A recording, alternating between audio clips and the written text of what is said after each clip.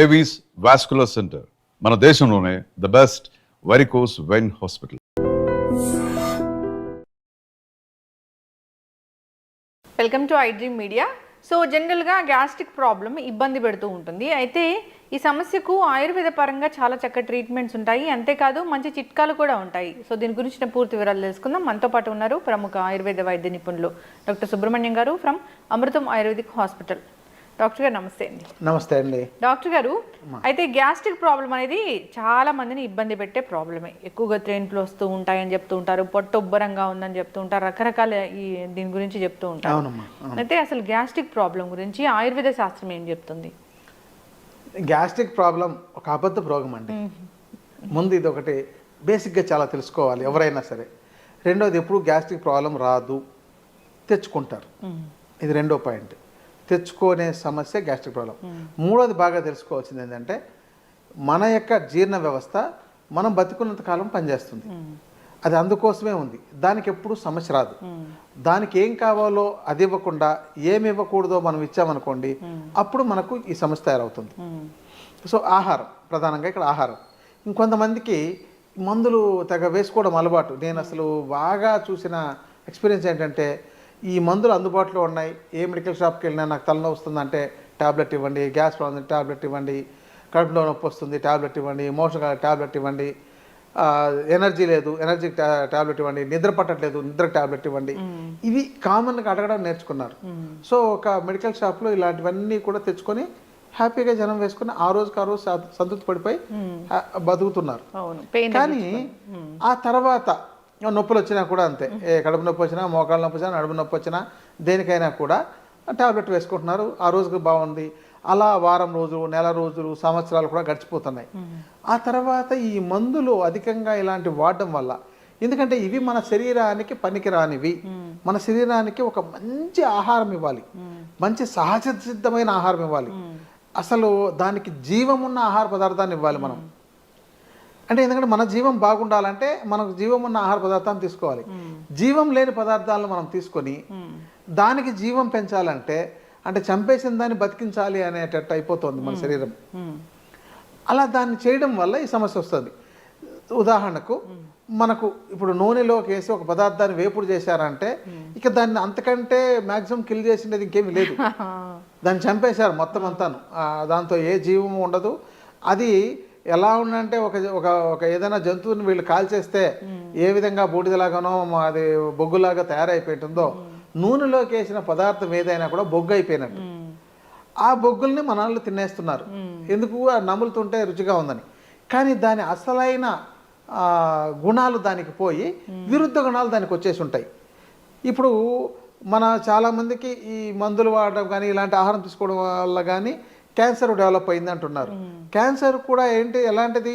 ఈ విరుద్ధమైన పదార్థాలు తీసుకోవడం వల్ల మన శరీరానికి జీవం లేని, జీవం ఉండాల్సిన జీవకణాలకు ఇవ్వాల్సిన ఆహారం సక్రమంగా లేక, అవి సరిగా పనిచేయలేక, మనకు మన జీవకణాలను చంపేసే కణాలు ఏవైతే ఉన్నాయో వాటికి తగిన శక్తి చేరి అవి పెద్దవైపోతున్నాయి. అందువల్ల క్యాన్సర్లు వస్తున్నాయి. క్యాన్సర్ ఈరోజు ఒక అమెరికాలో 40% మందికి, 140% మందికి క్యాన్సర్లు ఉన్నాయని, మన దేశంలో ఇప్పుడు చాలా 60 ఏళ్ళు దాటిన వాళ్ళలో 20 నుంచి 30% మంది క్యాన్సర్లు వచ్చేస్తున్నాయని అంటున్నారు. కారణం ఏంటంటే జీవం లేని ఆహార పదార్థాలు తీసుకోవడం. దానివల్లే ఈ గ్యాస్ ట్రబుల్ అనేది కూడా వస్తుంది. అరగకపోవడం, కడుపు ఉబ్బరం, పులిత్రేంపులు రావడం, విరేచనం సరిగ్గా కాలేకపోవడం, ఇవన్నీ కూడా ఈ పొట్టకు సంబంధించిన సమస్యలే. దీని ద్వారానే వస్తుంది. దీనికి ప్రధానమైన కారణం ఆహారము, జీవన విధానం. ఆహారంలో ఎలాంటి ఆహారం తీసుకోవాలి? మీరు ఆహారం తీసుకున్నది బాగా నమలాలి. అంటే ముందు తినే ముందే మీరు బాగా ఉడికించి ఉండాలి, పిసకాలి, నమలాలి, తినేటప్పుడు నీళ్లు తాగకూడదు, ఇవి చేయాలి. ఇంతకు ముందు తిన్న ఆహారం పూర్తిగా అరిగిపోయిన తర్వాతనే మళ్ళీ ఆహారం తీసుకోవాలి. ఈ విధానం లేకుండా మధ్యలోనే ఏదో ఆహారాన్ని ఇవ్వడం, ఇక మన జీర్ణ వ్యవస్థలోని జీర్ణరసాలన్నీ, ఆ ఎంజైమ్స్ అన్నీ కూడా వాటర్ సాల్యుబుల్గా ఉంటాయి, అంటే నీళ్ళలో కలిసిపోయే లాంటివి ఉంటాయి. అందుకని మనకు నీళ్ళలో ఉడికించిన పదార్థాలు ఇలాంటివి తీసుకుంటే బాగుంటుంది. అదే మనం నూనెలో వేసి దేవిని తీసుకున్నప్పుడు అది ఆ పదార్థం ఆ యొక్క జీర్ణ పదార్థాలు ఎంజైమ్స్తో కలవదు. దానివల్ల ఏంటంటే అది కుళ్ళిపోయిన తర్వాత దాంతో గ్యాసెస్ రిలీజ్ అయ్యి అప్పుడు అది జీర్ణం అవ్వాల్సి వస్తుంది. అంటే చెడిపోయిన తర్వాత మన ఆహారం జీర్ణం అవడం వల్ల మనకు రోగాలు తయారవుతున్నాయి. కాబట్టి బాగా ఉడికిన పదార్థాన్ని తీసుకోవాలి. సహజ సిద్ధంగా తీసుకునే కొన్ని ఉంటాయి. ఇప్పుడు కీర ఉంది, క్యారెట్ ఉంది, అవి నేచురల్గా మనం పచ్చివే తినొచ్చు. నేచురల్గా ఎలా తినగలిగే అవకాశాలు ఉన్నాయో వాటిని అలాగే తినాలి. గింజలు లాంటివి ఉడికించుకొని తినాలి. ఈ యొక్క మాంసాహారం లాంటివి తినేవాళ్ళు కూడా దాన్ని సరిగా ఉడికించి ఎప్పుడైనా కొద్ది మోతాదులో తీసుకోవాలి.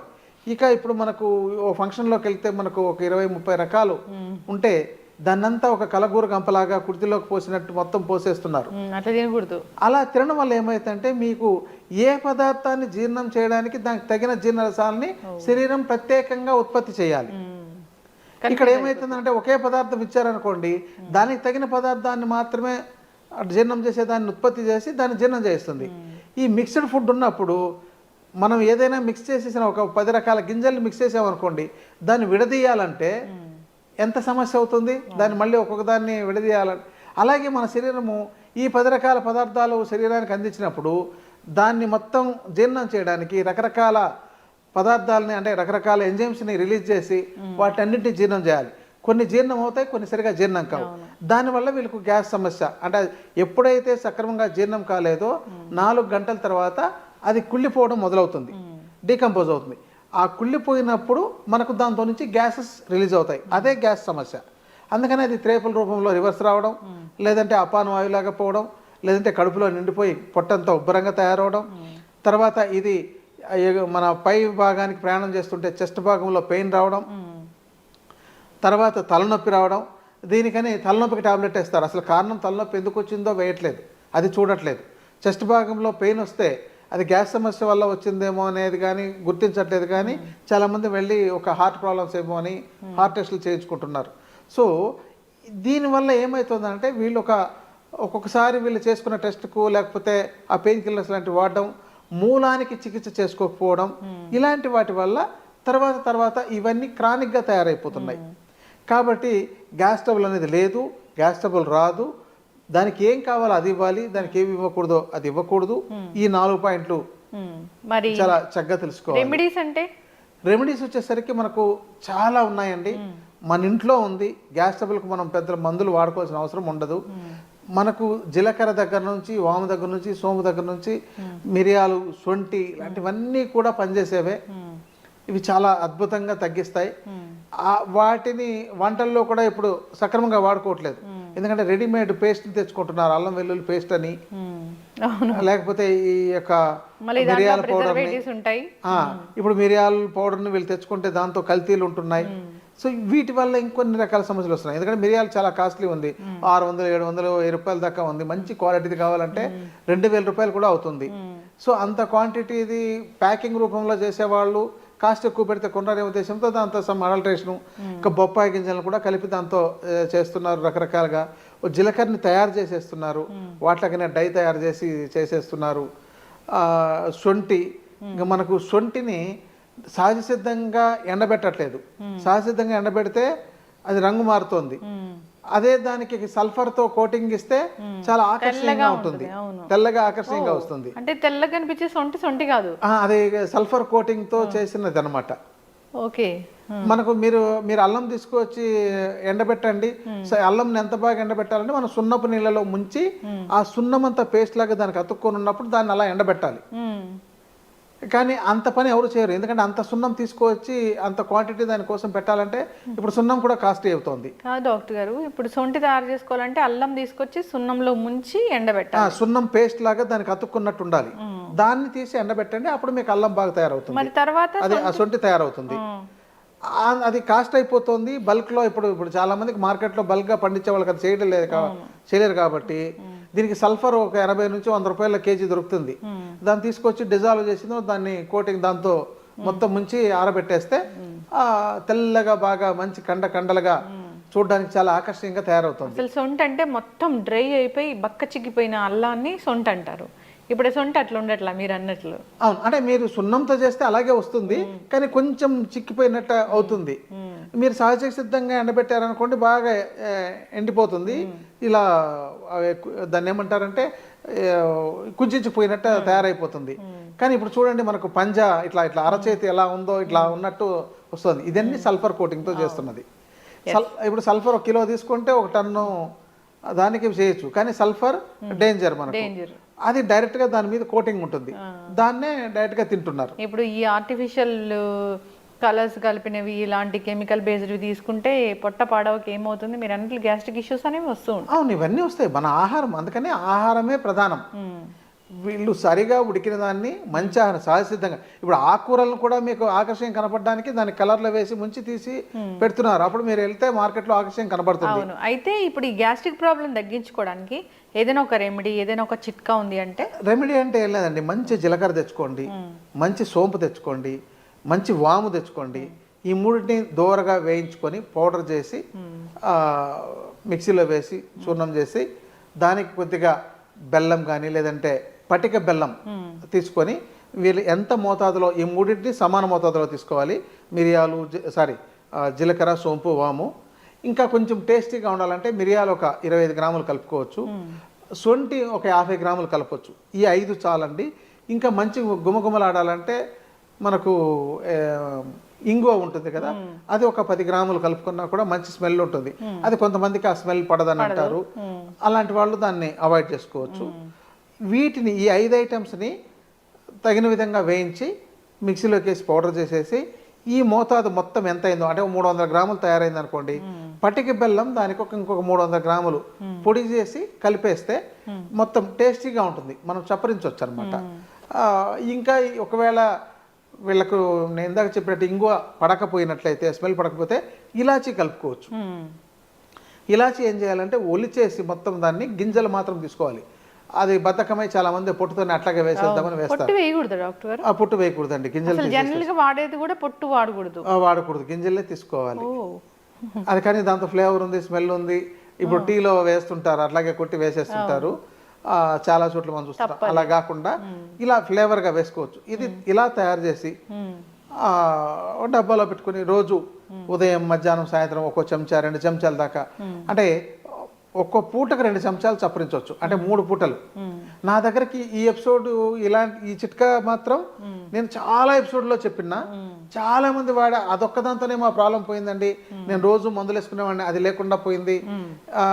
నాకు కొంతమంది ఆ ప్యాన్ 40 వేస్తే కానీ నాకు బాగుండేది కాదు, అలాంటి సమస్య లేకుండా పోయింది అని ఇలా చెప్పిన వాళ్ళు నాకు కొన్ని వేల మంది ఉన్నారు. ఇప్పుడు ఎక్కడైనా ఏ ఫంక్షన్కి వెళ్ళినా, ఏ మీటింగ్లకు వెళ్ళినా, ఎక్కడైనా సరే మీరు యూట్యూబ్లో వస్తారు కదా, లేకపోతే మీరు వీడియోలు చేస్తుంటారు కానీ గుర్తుపట్టి మీరు చెప్పింది మేము చేసాం, అది చాలా బాగా పనిచేసింది అని చెప్పిన వాళ్ళు చాలామంది ఉన్నారు. ఈ ఒక్కటి చాలండి దీనికి. ఎవరికైతే ఇంకా దీంతో కొంతమంది కడుపులో మంట వస్తుంటుంది, వాళ్ళకి ఏంటంటే లోపల అల్సర్స్ తయారైపోయి ఉంటాయి. అలాంటి వాళ్ళు రోజు ఉదయం లేవగానే మంచి ఆవు నెయ్యిని కొంచెం గోరువెచ్చగా చేసి, అంటే దాన్ని కరిగించి, ఎప్పుడు అది గడ్డకట్టిపోతుంది కదా, కరిగించి ఒక 2 చెంచాలు ఉదయం పరగడుపున అలాగే స్పూన్తో తాగేసి కొంచెం వేడి నీళ్ళు తాగాలి. 1 గంట పాటు ఏమీ తీసుకోకూడదు. ఇలా చేస్తూ తర్వాత ఈ చూర్ణాన్ని చప్పరించడం. మిగతా మామూలు ఆహారంలో ఈ సమస్యతో బాధపడుతుండే వాళ్ళు బాగా సాఫ్ట్గా ఉండే ఆహారాన్ని తీసుకోవడం, బాగా ఉడికిందని కొంచెం మజ్జిగ కలిపి ఇలాంటివి తీసుకోవడం, కారం ఎక్కువగా తీసుకోకుండా ఉండడం, మసాలాలు ఎక్కువగా తీసుకోకుండా ఉండడం, ఈ యొక్క వేపులు తీసుకోకుండా ఉండడం, ఇలా చేసినట్లయితే లైఫ్ స్టైల్ చేంజెస్ చేసుకోవాలి, ఆహార నియమాలు పాటించాలి, చెప్పిన చిట్కాలు పాటిస్తే అసలు గ్యాస్ ట్రబుల్ రాదు. గ్యాస్ ట్రబుల్ ఒక అబద్ధ రోగం అనేది వాళ్ళకు వాళ్ళే నిరూపణ చేసుకోగలరు. మరి బాగా గ్యాస్ట్రిక్ ప్రాబ్లం వస్తుంది, పుండ్లు పడిపోయే పొట్టలో అన్నప్పుడు ఇక దీంతో ఇతర సమస్యలు కూడా కొంతమందికి వచ్చి ఉంటాయి. మలబద్ధకము, తర్వాత పైల్స్ లాంటివి రావడము, ఇలాంటివన్నీ కూడా వచ్చి ఉంటాయి. ఇలాంటి వాళ్ళు వైద్యుల పర్యవేక్షణలో చికిత్స తీసుకోవాలండి. మంచి ఆయుర్వేద వైద్యుల పర్యవేక్షణలో తీసుకున్నట్లయితే ఈ సమస్యను చాలా బాగా పరిష్కరించవచ్చు. చక్కటి ఇన్ఫర్మేషన్ డాక్టర్ గారు. అంటే మీరు చెప్పిన రెమెడీ చాలా చక్కగా ఉంది. అన్నీ కూడా ఇంట్లో దొరికేవే. సొంటి దొరుకుతుంది, వాము దొరుకుతుంది, జీలకర్ర దొరుకుతుంది, ఇంకా ఏంటి సోంపు అనగానే అదొక చక్కటి ఫ్లేవర్ ఉంటుంది. సో అంతేకాకుండా మీరు ఇలాచీ కూడా దాంతోపాటు యాడ్ చేసుకోవచ్చు అని చెప్పారు. అంటే జనరల్గా మన వంటిల్లే ఔషధశాల అని చెప్తూ ఉంటారు, వాటిలో ఎన్ని రకాల ఆరోగ్య ప్రయోజనాలు ఉంటాయి అనేది ఇంకా తెలియని విషయమే మనందరికీ. అదంతా కలిపి తీసుకుంటే కనుక, కొద్దిగా చప్పరిస్తే కనుక దీంతో పాటు అనేక రకాల అనారోగ్య సమస్యలు కూడా తొలగిపోతాయి. అవునండి, అజీర్ణం సమస్యలు అన్నీ పోతాయి. పిల్లలకు ప్రతి ఇంట్లోనూ చేసి డైనింగ్ టేబుల్ మీద పెట్టుకోవాల్సిందేనండి. ఇది ఇది పిల్లలు కూడా రోజు వాళ్ళకి ముందు ఇది కొంచెం చప్పరించు తర్వాత అన్నం తిను అంటే వాళ్ళు తిన్న ఆహారం కూడా బాగా జీర్ణం అవుతుంది. ఇది ఎవరు తినాలి అని మళ్ళీ దీనికి చాలా మంది ప్రశ్న, పిల్లలు తినొచ్చా, పెద్దవాళ్ళు తినొచ్చా, షుగర్ ఉండేవాళ్ళు తినొచ్చు. షుగర్ ఉండేవాళ్ళు అంటే ఈ పటిక బెల్లం అనేది కలుపుకుండా డైరెక్ట్గా తీసుకోవచ్చు. ఇంకా షుగర్ అనే దానికి ఒక చిన్న ఒక హాఫ్ మినిట్ ఇన్ఫర్మేషన్ ఇస్తాను. ఇప్పుడు మేము ఎంతో కాలం నుంచి షుగర్ అనే దానికి జీవన శైలితోనే బాగు చేసుకోవచ్చు, ఆహారంతోనే బాగు చేసుకోవచ్చు అని చెప్తే అది ఎవరికి అర్థమయ్యేది కాదండి. ఈ రోజు వస్తుండగా ఏదో పేపర్లో చూశాను అనమాట, షుగర్ కోసం వాడుతుండే మందులు 17% మాత్రమే పనిచేస్తోంది, మెట్ఫార్మిన్ కానీ ఇంకేదైనా మందులు, దీనికి జీవన శైలే చాలా అద్భుతంగా పనిచేస్తుంది చెప్పని ఒక పరిశోధనలో తేలిందని ఒక ఇన్ఫర్మేషన్ వచ్చింది. ఇది లైఫ్ స్టైల్ డిజార్డర్ అని అందరూ చెప్తూనే ఉంటారు. ఇది ఒక జీవనశైలి వ్యాధి. ఖచ్చితంగా వాళ్ళు వాకింగ్ చేయాలి, ఆహార నియమాలు పాటించాలి, సో శారీరక శ్రమ ఉండాలి, ఇవన్నీ కూడా చెప్తూనే ఉంటారు. సరైన స్లీప్ ఉండాలి, స్ట్రెస్ లేకుండా ఉండాలి, డయాబెటీస్ తగ్గించుకోవాలంటే మందులతో పాటు అని. సో చక్కటి ఇన్ఫర్మేషన్ డాక్టర్ గారు, ఫాలో అవ్వాలని కోరుకున్నామండి. ధన్యవాదాలు. నమస్తే అండి. Sir, one life lesson what medicine has taught you. Whatever you can do without expecting. But I really believe మన పాజిటివ్ యాటిట్యూడ్ ఉంటేనే మనం ఏదైనా సాధించగలం. గట్ ని మనం కరెక్ట్ గా డీల్ చేసినట్లయితే అది మనకి పాజిటివ్ హార్మోన్స్ ని రిలీజ్ చేస్తుంది. షుగర్ వచ్చిన వాళ్ళ పరిస్థితి ఏంటి? పొట్ట దగ్గర పెరిగితే దాన్ని ఆండ్రాయిడ్ అంటారు, ఆండ్రాయిడ్ ఫోన్ కదా. అసలు థాట్స్ ఎందుకు వస్తాయి? బ్రెయిన్ డెడ్ అంటే దానికి ప్రపంచం అంతా కూడా కొన్ని నిర్దిష్టమైనటువంటి లక్షణాలు ఉంటాయి. మానసికంగా ధైర్యంగా ఉంటే క్యాన్సర్ జయించవచ్చు. You are a doctor for a cause sir, అంతే. వాళ్ళకి వచ్చిన ఆదాయం కాకుండా ఫ్రీ సర్వీస్ ఎంతమందికో చేస్తుంది.